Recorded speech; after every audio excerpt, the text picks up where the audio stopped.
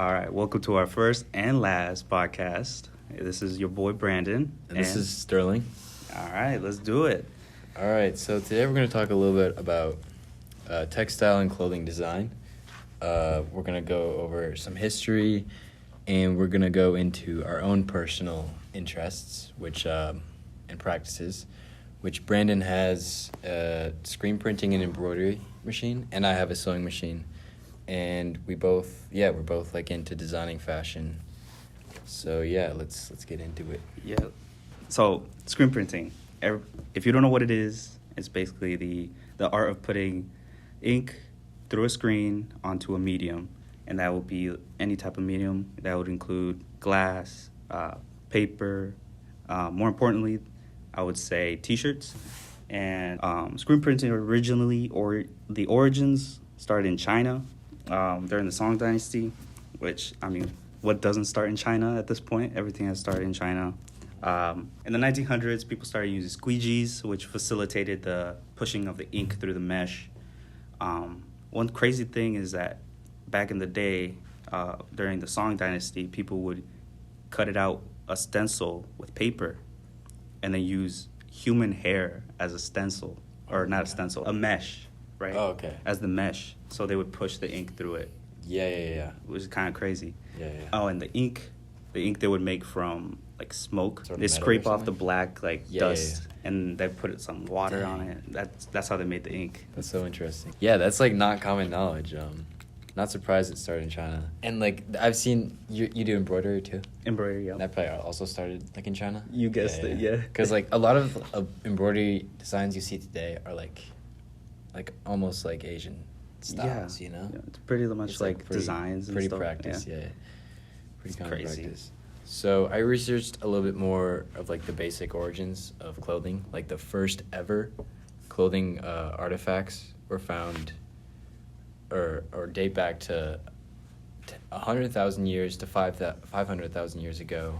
People started wearing clothes basically for the first time because they were migrating out of Africa. Into colder climates. Yeah, got cold. So yeah, exactly. Clothing first consisted of just furs and leathers, which is, like, you know, that makes sense. Like, you can imagine cavemen, like, walking around. Yeah, with the lion drip. Yeah, exactly. It's probably where I can't believe that, like, cheetah pattern is still popular. Oh yeah, that's true. Yeah, they were probably the first ones on that. No, for sure. For sure. But that's, like, the some of the first evidence comes through. Through sculptures, carvings, and archaeological findings. And then clothing basically, it started to evolve, like, shortly after that when people started migrating through the world, and, like, using different animals for their fur and for their leather. And there's not much evidence of that, like, of what the clothes actually looked like. They just know that they've had tools and stuff. Like, knitting and, I don't know when crocheting happened, but probably around that year.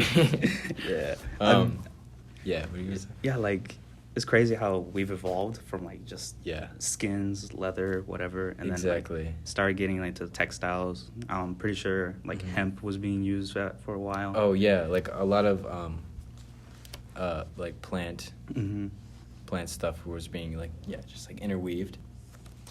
But, and then everyone kind of had their own style until the Industrial Revolution kind of changed. Hell no. It changed everything, you know? And then that's, like, what took all the labor out of making clothes. And that's what, like, changed from, like, each culture having their own, like, signature and original style. Everyone used to, like, you know, or not everyone used to make their own clothes, but it was more common that, like, communities would make their own clothes and, like, and disperse it to only their communities, and then, like, you know, the Industrial Revolution came in, and it just, like, had all these power tools to make, like, all these textiles, and that changed the game, and it made, like, profit. And, you know, commercialized it all. Yeah, commercialized, and then came in, like, capitalism and all that stuff, and here we are today with, like, Nike. Yeah. Got Adidas on. Like, it's all about the brand now. It's all branding and a lot of fast fashion. And how, like, damaging the clothing brand is to the world right now. Doing some research, I found the annual revenue of the fashion industry is 666. Oh, Oh, my bad. My bad. I kept That's some reading the devilish sixes. shit. All right, cut. Nah, It's $660 billion. Yeah, that's the annual revenue. So, of course, that's what everyone's like Yeah. jumping on, and that's so obviously they're gonna be exploiting like child labor and yeah. all these unethical laws and stuff. Man, they'd grab your pets too if they could. You know? The fashion industry is the second most polluting industry in the world. Yeah, 62 million tons of textile waste being produced every year into Damn. our landfills. How heavy is that? Oh yeah. So to scale that, that's equivalent to 3 Empire State Buildings. Crazy. 3 Empire State Buildings, yeah. So, yeah, and that concludes my research. Yeah. Obviously, like everyone's heard of how bad fast fashion is, and just like you can see, like even I feel like this year and the past couple of years, you could see how fast trends are evolving. Yeah. And like how fast like these clothes are like new trends are coming in, people are buying them, and then people are just throwing them away after like they go out of trend. I mean, Honestly. of course we encourage donating. Yeah, sustainability. Right. We also encourage thrifting. Thrifting is obviously like the best way to combat like the damaging ways of the fashion industry. I like most of my closet is all thrifted besides shoes. Mhm. Kind of have to buy new shoes because Yeah. they're so worn.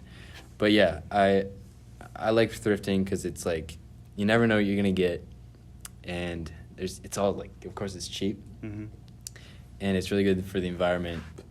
If you've ever been to like Minneapolis and St. Paul, they have some of the best thrift spots. And that's the ever. thing, you gotta go to a big city or something. That's kind of true. And that's what sucks. It kind of limits you to your region. Mm. And in some cities, I've heard that thrifting has got more expensive.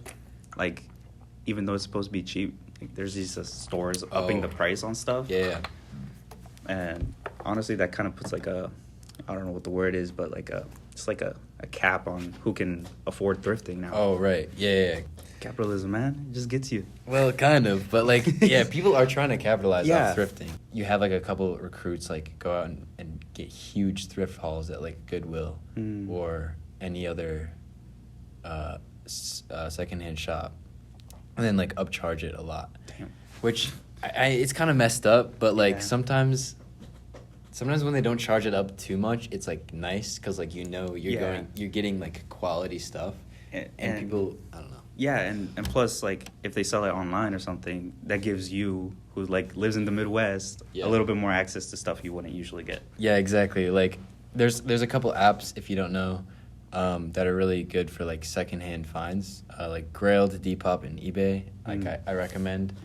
Well, Grailed less nowadays, because it's just more, like, it's more trendy, and, like, you don't know, like, what's really bought from, like, a fast fashion brand or an actual, True. like, thrift store. And then there's, like, fast fashion that, like, tries to emulate the vintage, like, look as well. Yeah, that's true. No, there's a whole bunch of like, there's a brand that I bought a couple stuff from years ago, which I regret now. But like, yeah, its style now is all just like grunge and like like worked and used, which it's like no, it's not used. It's like made Yeah.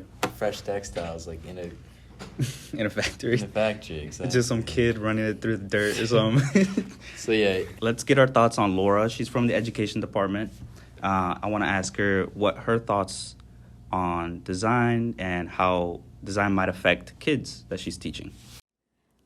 So when thinking of classroom design, I think of the way the classroom is set up to aid students in their learning, to promote like a positive classroom, somewhere that they feel welcomed in.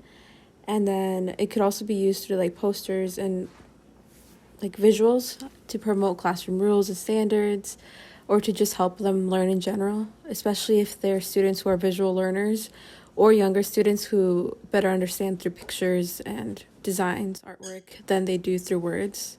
And then also just to simply add a more visual appeal to the classroom.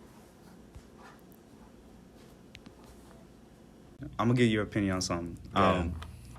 Carhartt and like workwear coming in, and then like people who actually work in the field Oh, doing all yeah, that. yeah. And then Like- like the people who are trying to get it like just like staring at him like Yes, yeah. especially since we live in the I'll give you Midwest. $10 for that jacket. No, yeah. I think I don't know. Yeah, I don't know. A friend here's something that was crazy. I like paint as my job. Mm-hmm. Oh yeah. In the summers. You're painting a house. Yeah, I paint houses, so like I get a lot of paint splatters on my clothes, and that has become trendy. Right. Paint splatters That's on your true. clothes has become trendy. Mm-hmm. And one of my friends was like, "Oh, I should give you some of my clothes, and you could paint in them and get some splatters on them." Oh. And it's like, yeah, you could like upsell a lot of your stuff, and I'm like, I don't know. It feels wrong. It definitely feels wrong. I think people should strive for more Yeah. authenticity and originality in their styles. Yeah, for sure. But yeah, that's not what the media is pushing. Mm-hmm. I grew up shopping Walmart, you know. Yeah. Now I've been getting that cheap stuff, and nothing's wrong with getting cheap stuff. Mhm. I believe that if you find good cheap stuff like thrifting and stuff like that, Yeah. you definitely can upgrade your style. Yeah. Since I'm a beginner and I'm trying to start my own clothing brand, I definitely look at what the everyday guy, what does he need, Mhm. and what does he want to feel, you know. Mm-hmm. And I'd be looking into more of thicker garments, you know, some warm stuff. Yeah, some quality, like quality, you know. and especially for living up here. I mean, everyone wears clothes, and I Hope think you do. it's pretty obvious at this point. Like, you can tell if you look around, what you wear kind of reflects who you are a little bit. Yeah. Which is, I don't know, it's kind of unfair. Sometimes you can look at someone and you can be like, and you can make a whole judgment about Yeah. them based off their outfit.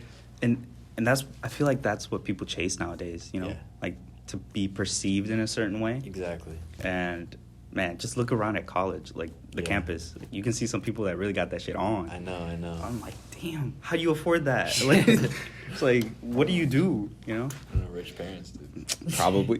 The Yeah. fortunate ones. Yeah, but so Like- yeah, I think it's important to just I think everyone should strive for like a look that reflects who they are, like actually, you know? Yeah. For example, me, I kind of just get like earthy tones, basically, Yeah. and it matches my skin color, and that's what I get. For Okay, it. yeah. So for style, like you gotta match your skin color, your hair, your eyes. It's all, true. All No, that. it's true, it's true. You know, like It's an aesthetic thing. yeah, like your body defines the clothes as well. Like Mm. you'll look better in some It's true. clothes than other clothes. That's why like you got like the gold on. Yeah. That looks good. But The- like I'm pale, I can't wear gold. You wear silver. Yeah, I wear silver. Yeah, so like you just gotta know these things. You can't mix metals, you know. It's yeah. And it's honestly kind of fun, you know. But like in the past couple of years, there's been like a lot of thing for especially like youth, people like my age and like everyone of it, younger people. Mainly like Playboy Cardi listeners. Got that who wear opium on. all black. Yep. All black. I guess it's been around for a while. Yeah. Like it's just a safe thing, but it doesn't say much about you. You know. I feel And like it's that. just too easy. You know? Yeah, like that. They call it opium, right? Like Yeah. that extravagant black layering and Uh-huh. stuff. Yeah. Well, how do you even start with that? Like, I know, right? So there's this guy, Playboy Cardi. yeah. Recently became popular 2017 when he released Magnolia, Mm. produced by Pierre Bourne. Pierre, you want to come in? Oh, there's this thing going on, you know, like with celebrities who got that money. Mm-hmm. Some of them kind of just like got that quiet luxury, you know. Yeah. It's like you see some artists like when they just first come up, Billie Eilish, you know. Yeah. You see her with that Gucci, all Gucci, Mhm. and it's like $5,000, $8,000 Yeah. fit, and then you see like some actor who's been in the game for a hot minute Yeah. who just wears like basic clothing, Yeah. but it's from clothing brands you don't even know about. and that are like insanely expensive. Yeah, Like exactly. God, what's it called? Or Steve Jobs. Mm. His outfit, his signature outfit, which was like blue jeans, black shoes, and a turtleneck, classic black turtleneck, which is like a good fit. Everyone agrees on it. And he wore that shit like every day. I think it was like Mason Margiela. For sure. I think it was. And like, yeah, the turtleneck was like $2,000. That's crazy. Yeah, and he Honestly, had multiple pairs, but like, yeah. I'd believe it. Yeah, I know. You know, And then you got like Mark Zuckerberg. Mhm. You got that like Oh, just yeah. plain tee and then like no, jeans. That's probably insanely expensive. Like, Which it just goes to show like money doesn't buy style. mm-mm. You know, whatever like your eye is really attracted towards, that's not like trendy, is like that's gonna define your style, and that's what defines everyone's style, I think. Yeah, and you could take it a step further and just make your own clothing as well. Yeah, yeah. Like, sew, you know? No, exactly. That's why. I'm a sewer, and I like to sew because like, whatever I make, it's the one of one. You know. That's I'm true. not like taking any patterns off the line. Like I'm not copying anyone's pieces or anything. Like I've sewn like a couple bags, and like I know that there's no other bags like that in the world, and like that's why What bag you got on right now? the one in the. Oh, did you? Yeah, did I you make made that? one. Yeah. That was like one of my first sewing projects too. Oh, really? I just like I went to a textile shop. It's like a huge cargo shop in Minneapolis, Mhm. and they sell fabric by the yards, which you can also buy online. But I would suggest if you're getting to sewing, look for fabric stores because you can like get a lot of fabric for cheap and like make your own stuff. And so I did that, and I just started like cutting and like I had it all envisioned in my head, and it came out really well. I got like a ton of compliments on it. I still do, and I'm like, it just goes to show how easy making your own stuff is. Yeah. Honestly, you could even mess up, and it just adds more to the design you're making. Mhm. Like, because it's more unique, you know? It's like yeah, Yeah. exactly. No, exactly. Yeah, that's what I like about it too. You could just say that shit was intentional, you know? And like you look around everywhere, like you might think like, oh, you're not capable of making a design, like designing a piece of clothing, like that seems complicated. Yeah. Oh, I don't know anything about that. Like everything was made by someone just like us, who's Yeah. just as capable as us, you know? Yeah, we Like- all got to start somewhere. Yeah, exactly. Me and Brandon are in the VizCom department, and I know a couple people who design like online and stuff, and have made some really impressive stuff Yeah. with like just like a couple hours. We got it out here, man. We just got to make our own path. We got it. Yeah. It's been a pleasure. It's your boy, Brandon. Yep, and it's Sterling. We hope you learned a little bit about our take on the fashion industry right now, Yeah. and you know why you should maybe try thinking about making your own stuff. Making your own stuff, thrifting. You know, sky's the limit when it comes to design. Exactly. Clothing. Start crafting your own style, you know. Yeah. You gotta make it. You gotta make the world your own. You know. Yeah. Yeah. Go out there, create some stuff. Let's go.